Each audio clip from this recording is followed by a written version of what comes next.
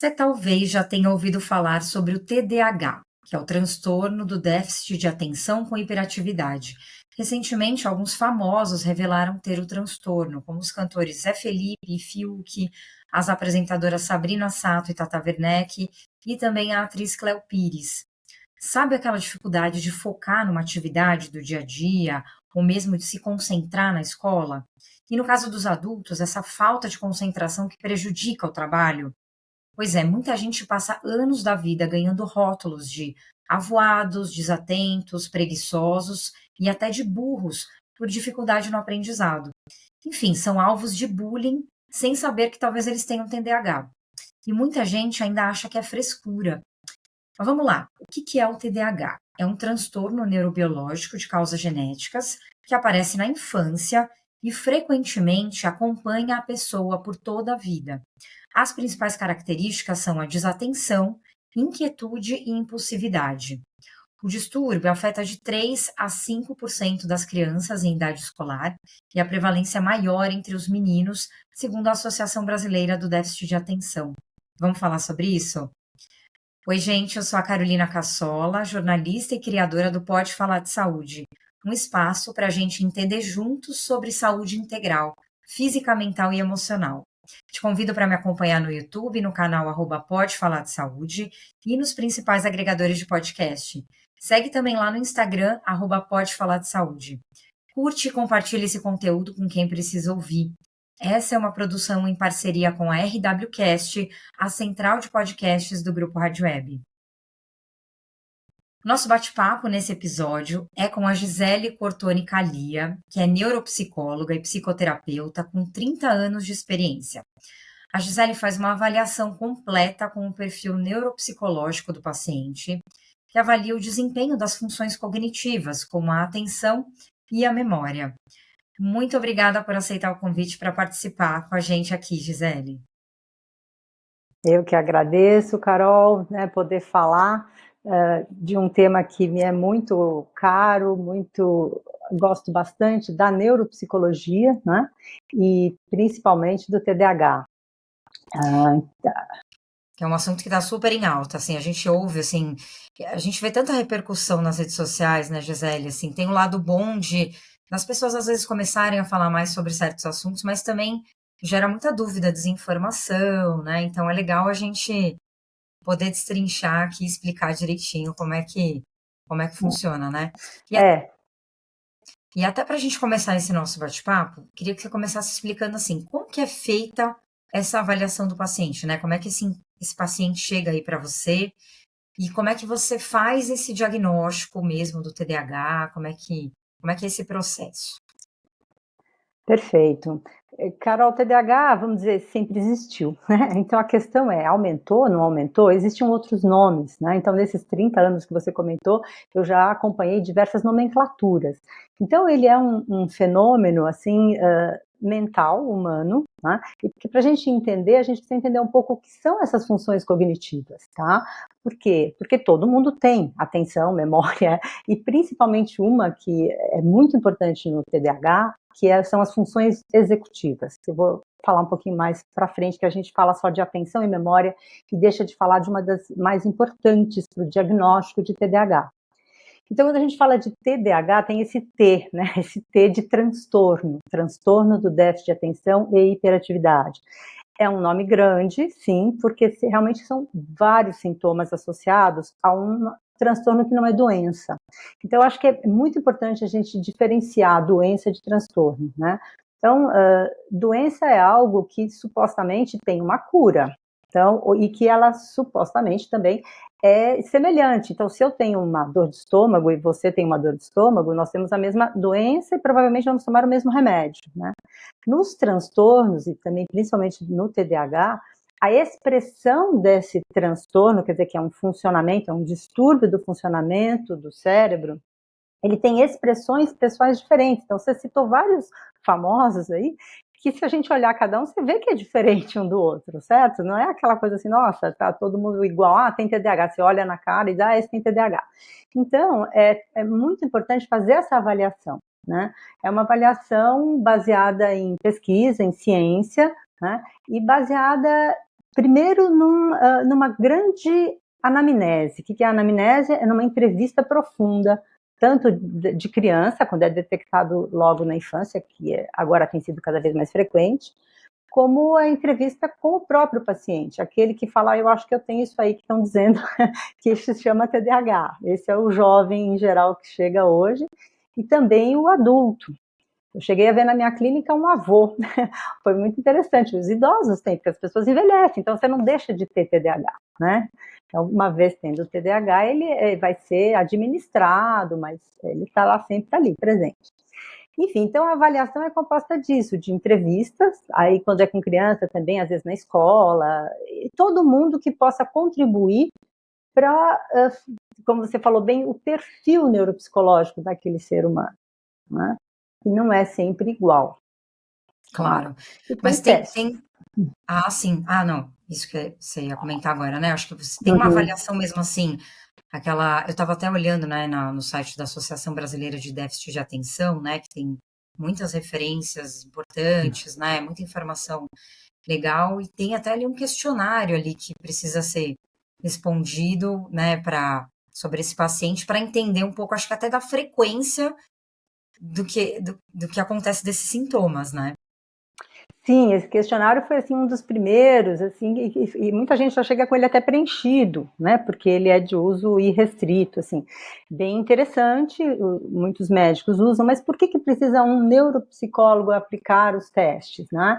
Porque, na verdade, existem vários transtornos, eles podem serem semelhantes, e para você conseguir um diagnóstico, que no final quem bate o martelo é um médico, pode ser um psiquiatra ou um neurologista, porque envolve funcionamento, como você também bem definiu, neurobiológico. Então, a parte química do cérebro está envolvida, então precisa de um aval médico para se depois for tomar alguma medicação, né? Isso é super importante. Os testes é o que, a minha formação é psicologia, então eu tenho 30 anos de psicóloga, e com especialização que não existia, né, neuropsicologia até na época que eu me formei, não existia assim na faculdade, né? Então, eu fiz a especialização depois, então são 15 anos de percurso. E aí, o que a gente aprende? Os testes, né? Quer dizer, o que aquele teste avalia, tá? Quais são as funções e como interpretar. Então, às vezes, o meu resultado é diferente do seu, ou é o mesmo resultado, mas por motivos diferentes. Então, a gente está sempre aprendendo, né? E eu estou sempre me atualizando, porque realmente, com o advento também da internet, né? Porque ainda a maioria é lápis e papel, né? Agora, com o advento da tecnologia, da internet, tem tido muitos testes já na área virtual, né? Que a gente consegue fazer. E aí, com todo esse conjunto, tem que seguir o manual que chama DSM, e está na versão 5. DSM é uma sigla em inglês de um manual para transtornos mentais, de doenças mentais ou transtornos mentais. Então, eles têm alguns critérios, eles não, todos, então é mundial, né? E é importante que tenha pelo menos 5 sintomas dos muitos que existem de TDAH e que esteja presente desde os 12, antes dos 12 anos de idade. Por quê? Porque o TDAH, como você também falou, é um transtorno do desenvolvimento, neurodesenvolvimento. Então não é assim, eu não tinha e agora eu tenho. Tá? Apesar de também ter gente que começa a questionar isso, mas vamos dizer o que hoje está estabelecido, porque pode mudar, dadas as pesquisas, né? Então, o cérebro vai se desenvolvendo e nas pessoas que têm o TDAH, ele não se desenvolve de uma maneira harmônica, né? Então, precisa ser até os 12, porque quando entra a adolescência, parece que todo mundo tem TDAH, né? Então, é comum ter as mães de adolescentes chegar, não, porque acho que tem e tal. Então, precisa ser uma coisa percebida antes dos 12 anos, tá? E isso também não basta, eu tenho, nossa, eu sou super desatenta, eu não consigo concluir nada, eu procrastino, você coloca lá 5 sintomas, pronto, eu tenho TDAH. Não, mas isso precisa ter um impacto na sua vida, um impacto no seu desempenho, né? Que ele tem que te prejudicar. Então, a gente não pode romantizar o TDAH, que é bonitinho, que é engraçado, é alegre, é criativo. As pessoas sofrem muito. Porque um dos aspectos do TDAH que é menos falado é o da desregulação emocional, né? porque o transtorno, ele vem por um desenvolvimento irregular na parte frontal do cérebro, que é a última a se desenvolver. Então você pega uma criancinha, o que você, sei lá, vai dar um presentinho, você dá um mobile. Por quê? Porque a parte visual, que é atrás do cérebro, é a primeira a se desenvolver. E aí vai maturando. E vai amadurecendo, enfim, umas pessoas dizem que é com 25, 26, quando realmente termina esse amadurecimento. E é a parte frontal controla a atenção, a noção de tempo, controle do comportamento. Então, quando a pessoa tem o TDAH, aí vem o H, né, a hiperatividade, né, do TDAH, déficit de atenção, ela pode ter um descontrole emocional e comportamental. Então, traz bastante sofrimento para ela própria, né, e para os demais, para quem está à volta. Né? Sim. Então, acho que é entender isso para entender o que é realmente TDAH. Sim, legal falar isso para desmistificar, porque realmente para não banalizar, né, e entender justamente esses impactos. Aí você está falando isso, existem várias comorbidades que estão associadas, inclusive, com o TDAH, né, Gisele? Que Sim, aí estão. pelo esse motivo de ser na parte frontal, as comorbidades, que é a depressão, a ansiedade são as mais comuns. Por isso eu falei da regulação emocional. Por que é mais comum?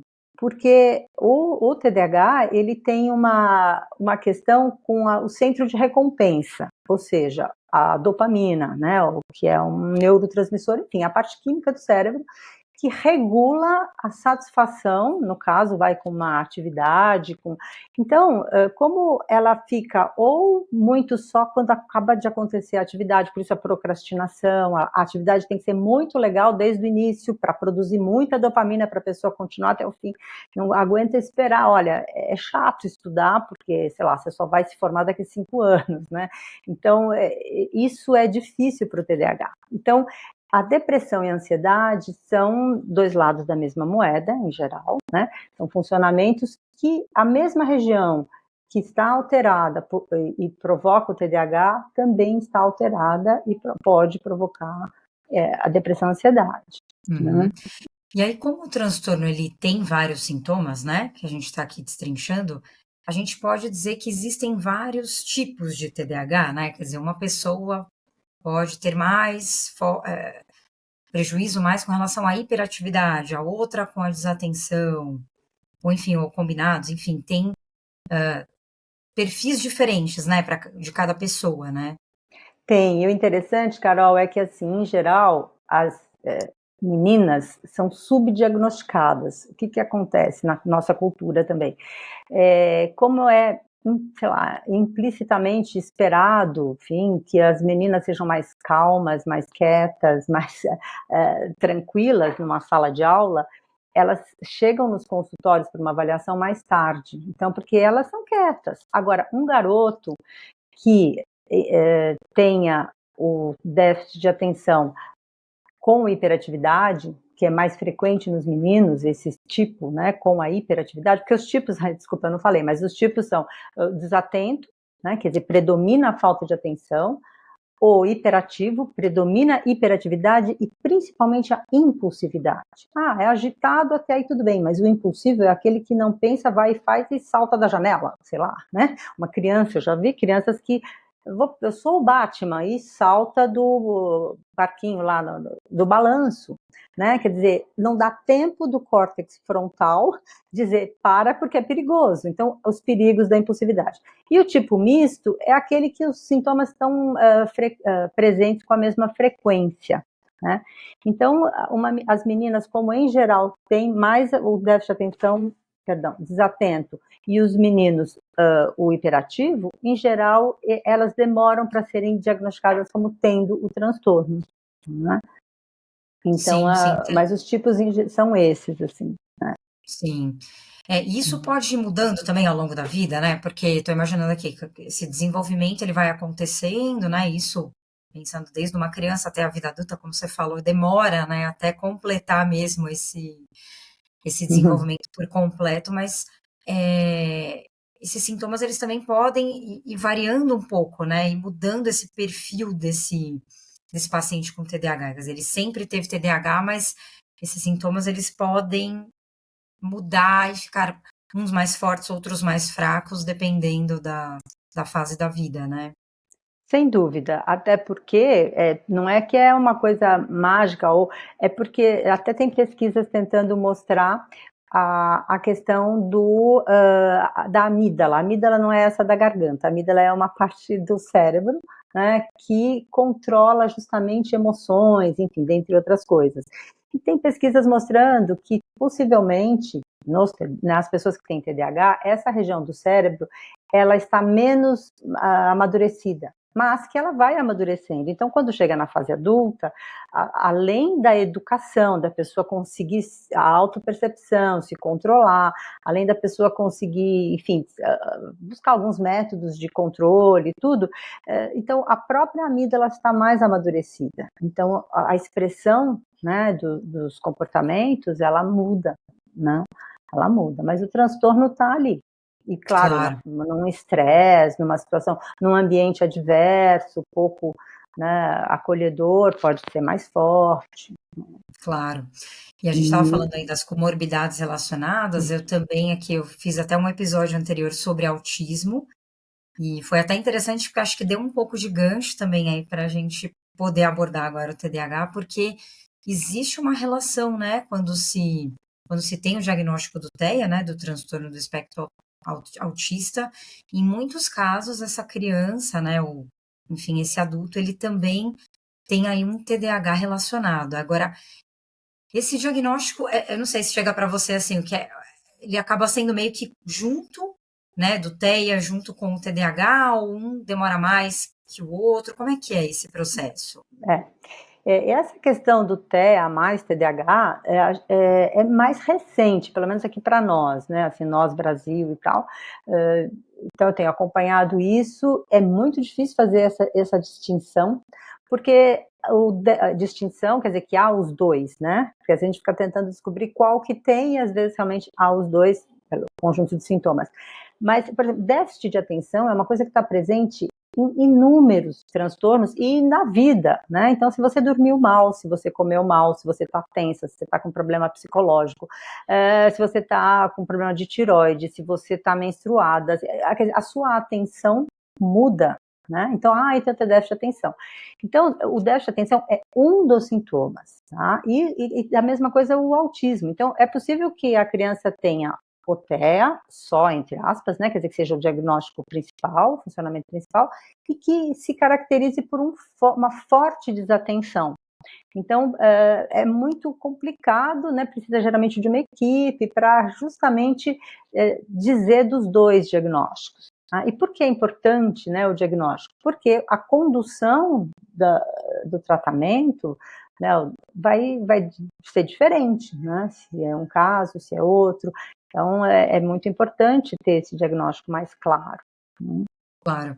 Então, o Uhum. diagnóstico a gente falando do TDAH mesmo, tem muito a ver com essa frequência e com esse prejuízo que esses sintomas trazem, né, para o paciente, é mais ou menos isso? É isso, exato. Então é assim, a pessoa está, por exemplo, se separando. Nossa, então eu descobri que eu tenho TDAH. Não, ela está num estresse tal, muito grande. Agora, o importante é desde quando, aquela história desde a infância já achavam, então já a escola, eu era inteligente, mas eu repeti de ano, eu não conseguia aprender matemática. Então, a questão do TDAH na infância é fundamental ser diagnosticada por causa dos impactos na aprendizagem e na autoestima. Né? A autoestima de uma criança que vê todo mundo aprendendo, ela entende o que a professora fala, mas ela não consegue performar, né?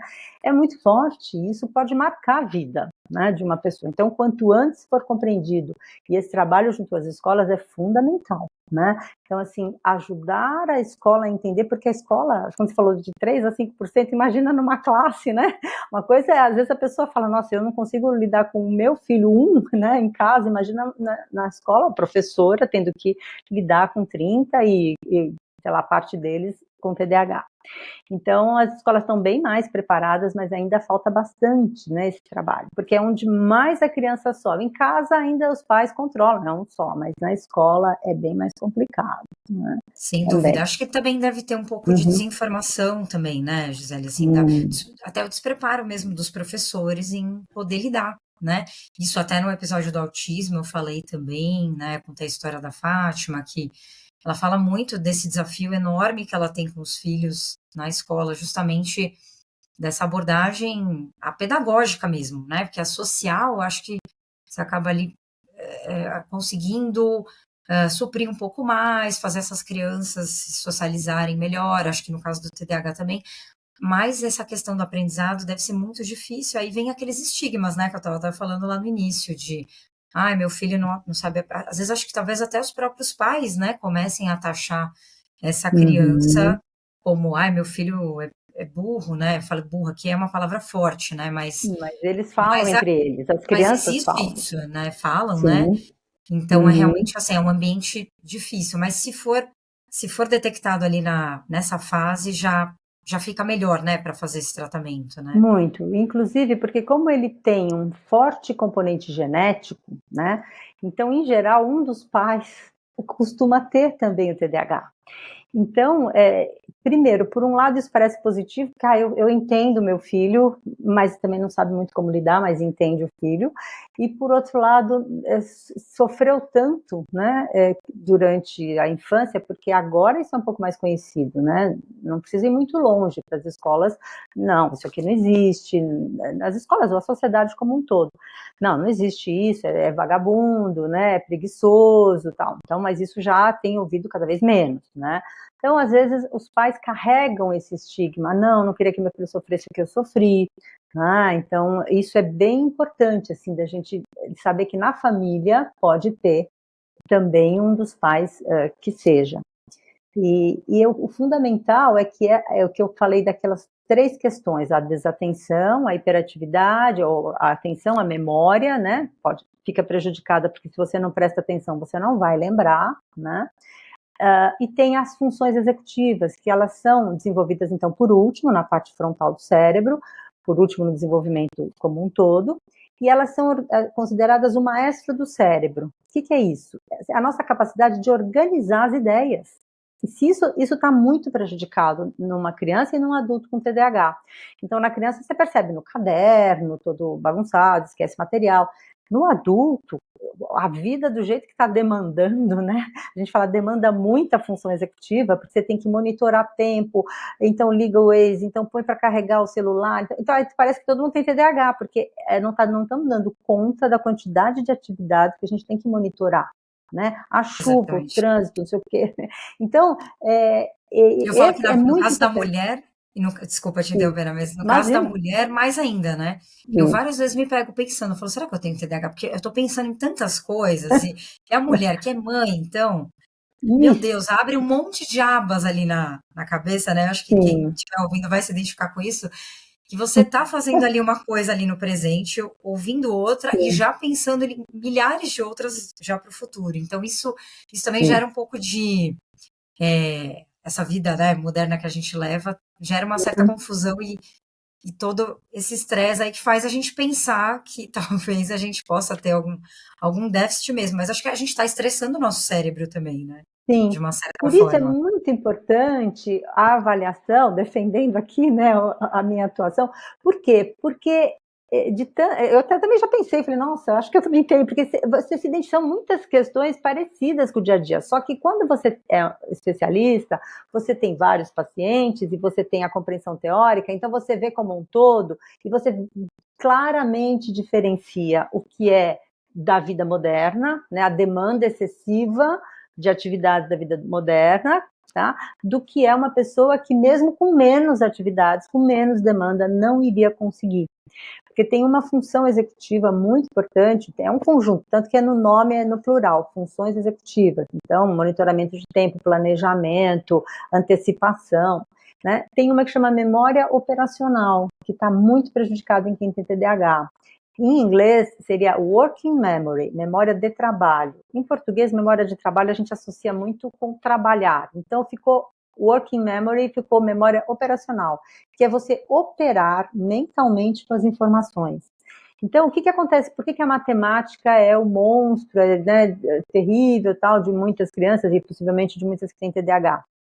Porque demanda muita memória operacional, ou seja, o professor começa a falar um problema, sei lá, o Joãozinho foi à feira, comprou não sei quantas maçãs, vendeu 3, blá, blá, a criança já não registrou tudo isso e ela tem que guardar os números, ela tem que organizar no caderno, enfim. Então, a matemática em si, ela desenvolve muito, é fundamental, mas ela demanda muito a função executiva. Então, Claro. é isso que a gente vai olhando, né, no TDAH. Fora a questão do controle inibitório, né, que é uma outra função executiva fundamental, que é a capacidade de você inibir os impulsos. Então, demanda uma maturidade muito grande para comer, né, então, comida, então, outros transtornos, assim, associados, né, assim, de compulsão alimentar. Tem muita alteração de sono em quem tem TDAH. Hoje em dia todo mundo fica acordado até 2 horas da manhã, mas é diferente, assim, você quer dormir, vamos para a pessoa que tem TDAH, mesmo, às vezes nem com a medicação ela consegue controlar, então alterações fortes de sono, né? O controle inibitório para drogas, então é muito importante, né, quer dizer, o diagnóstico antes da adolescência, porque a probabilidade de um jovem com TDAH não diagnosticado se viciar é muito grande, porque é como se o cérebro dissesse, encontrei o que eu estava procurando. Por isso, a importância das drogas controladas, que são os remédios, metilfenidato e tal, e hoje tem outras, assim, porque aí ele dosa o que o cérebro precisa para se organizar, né, e ele não, enfim, não cria dependência, aí precisa de um médico, né, explicar bem o funcionamento para tirar esses mitos, e aí o adolescente, ele não precisa buscar, né, nas drogas esse alívio desse sofrimento interno, né? Claro. Também. Você está falando aí do tratamento, eu queria te perguntar mesmo, assim, esse tratamento, ele, em geral, nem sempre é feito com medicação, ele pode ser também feito só com a psicoterapia, enfim, como que é? E acho que deve ter muita relação com essa mudança de estilo eu não sei se de estilo de vida, mas de alguns processos, né? Porque eu acho que é uma mudança ali muito minuciosa nessa rotina desse paciente, né? Sem dúvida. Não é para todo mundo a medicação, tá? Ela tem doses, ela tem tipos. Eu não sou a pessoa especializada para falar isso, eu só ouço dos meus pacientes e tal. E tem pacientes que o médico não dá por outras questões fisiológicas, tá? Então, na criança, enfim, impacto no crescimento, tem o fígado, eu não sei direito, eu sei que tem que ser uma medicação bem controlada, mas que ela não é perigosa nesse sentido de, é tarja preta e tal. É tarja preta porque ela mexe com um neurotransmissor, mas ela é como se fosse alguma coisa assim, fazendo uma comparação, a pessoa tem diabetes e ela não produz, isso é insulina, então ela precisa tomar. É basicamente isso. A pessoa com TDAH tem uma produção, né, deficiente, vamos chamar assim, de neurotransmissor. Então, precisa ajudar para a conexão das ideias, né, para a conexão dos pensamentos. Mas a terapia, né, eu falo, se o remédio fizesse todo o trabalho, todo mundo sairia com a sua caixinha, né, de remédios da consulta médica. Mas ele não é assim. Por quê? Porque tem toda uma pessoa, uma cultura, um tipo de família, tá? Que a pessoa está inserida. E tem as técnicas que a gente chama de metacognição, aí é mais para adulto mesmo, mas a criança já começa, eu já vou dando umas dicas para as crianças, percebeu que aqui, enfim, você vai fazendo um trabalho que o cérebro dela não faz, que possivelmente poderia fazer, ou de outras crianças faz, ou outro adulto. Então essa metacognição é você se conhecer do ponto de vista de como eu aprendo, como eu controlo, como funciona a minha memória, né, como funciona a minha atenção. E tem assim, por exemplo, hábitos, né, que ajudam quem tem TDAH, prazos mais curtos. Por quê? Porque aquela história, não vou esperar um mês para ter um prazer de um trabalho que eu estou fazendo, porque uma das características do TDAH é não aguentar esforço mental contínuo por um longo período de tempo. Por quê? Porque acaba o combustível. Qual combustível eu estou falando? A dopamina, ela acaba muito rápido, né? Uma vez eu ouvi um exemplo de uma estudiosa, tal, achei há muito tempo interessante, quer dizer, se fosse 2 carros, um Fusquinha e uma Ferrari, indo para o Rio de Janeiro, né? Quem chegaria primeiro? A Ferrari, não. Se ela estiver sendo dirigida, pilotada por uma pessoa com TDAH, vai esquecer de pôr a gasolina, vai acelerar tudo, vai gastar de uma vez, vai errar o caminho, entende? Então é basicamente isso, quer dizer, o cérebro é parecido um com o outro, mas quem está dirigindo, né, tem ali algumas deficiências no sentido de que faltam algumas condições para dirigir direito, né, vamos dizer. Então, acho importante a terapia nesse sentido, né, não é tanto na linha emocional, a não ser que, claro, os sintomas sejam muito emocionais naquela pessoa, pode acontecer, né, alterações de humor muito forte, transtorno bipolar, tudo isso pode aparecer junto com o TDAH.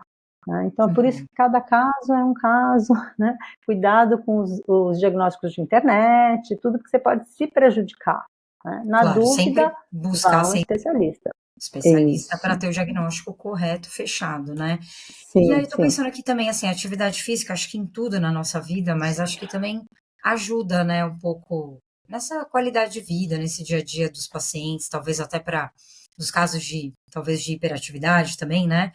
Que eu acho que devem ser pessoas com muita energia e que acho que a atividade física ela pode também ser uma aliada aí nesse tratamento, né, Gisele?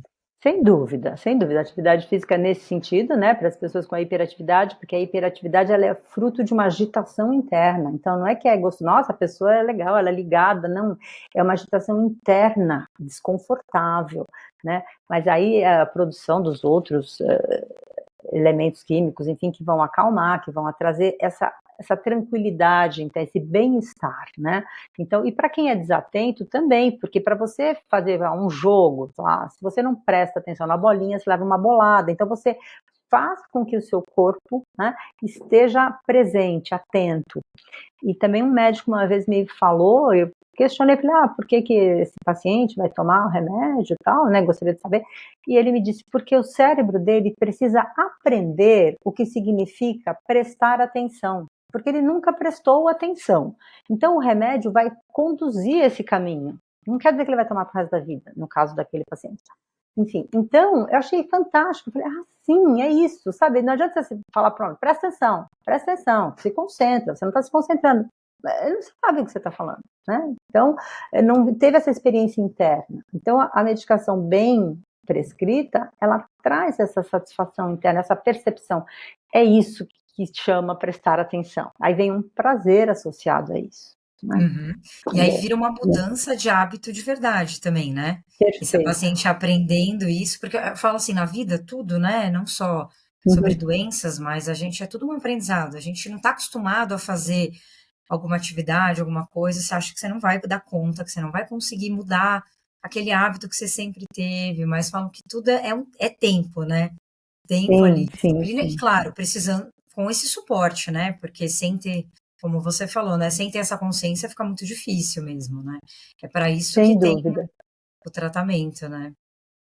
É, porque a disciplina é uma coisa, a constância, a disciplina é uma coisa difícil para quem tem TDAH, né? Porque a repetição, você vai fazer repetitivamente uma coisa, aquilo não dá muito prazer e tal. Então, realmente precisa de um suporte, né? De um profissional para fazer o que chama reabilitação neuropsicológica, terapia neuropsicológica, enfim, mas precisa ser alguém que tenha esse olhar, né? Claro, também pode ser uma terapia que a pessoa está preocupada com questões emocionais, mas também, mas em termos do TDAH, é uma terapia mais específica. Uhum. Então, só para a gente terminar, então, fazendo esse diagnóstico na infância, que é a melhor fase, essa criança provavelmente vai se tornar um adulto com muito menos impactos do TDAH na vida dela, assim, com um equilíbrio melhor, digamos assim. Sem dúvida, ele e a família, né? Então, realmente, ele e a família vão ser mais tranquilos, mais harmônicos, quer dizer, e aquilo pode justamente virar uma arma favorável, né? Arma no sentido de uma habilidade, porque quando a gente fala da criatividade, pensar fora da casinha, tal, o que é isso? São realmente pensamentos que fogem do tradicional, do comum, né? Então, isso também pode ser bem aproveitado numa profissão, então a escolha da profissão, ele vai fazer melhor, né? E também pode ser, imagina que se ele está bem consciente, né, de quais são as suas habilidades, quais são as suas fraquezas, porque tem muita fortaleza também, né, tem muita capacidade no TDAH. Aliás, da avaliação, a gente começa com uma avaliação da capacidade cognitiva, ou seja, da inteligência, para a gente resumir. Porque você não pode dizer, né, é difícil dizer que uma criança que tenha um rebaixamento intelectual tem TDAH. Pode ser que esteja rebaixada a produtividade dela intelectual por causa do TDAH. Mas são coisas distintas, né? Uma deficiência intelectual é uma coisa que também tem déficit de atenção, ela não está compreendendo, ela não está. É outra coisa, né? De uma criança que tem potencial cognitivo, inteligência, como a gente fala assim, na comum, e ela não consegue performar, por falta de controle daquelas funções executivas que estão preservadas, mas estão desorganizadas. Né? Perfeito. Nossa, muito legal, sim, deu para a gente falar muita coisa importante aí, né, nesse bate-papo que eu tive aí com a Gisele Cortoni Calia, que é neuropsicóloga, psicoterapeuta. A gente destrinchou um pouco aí, explicou melhor sobre o TDAH, né, que está relacionado também com algumas outras comorbidades, como ansiedade, depressão, alguns casos de transtorno do espectro autista, enfim.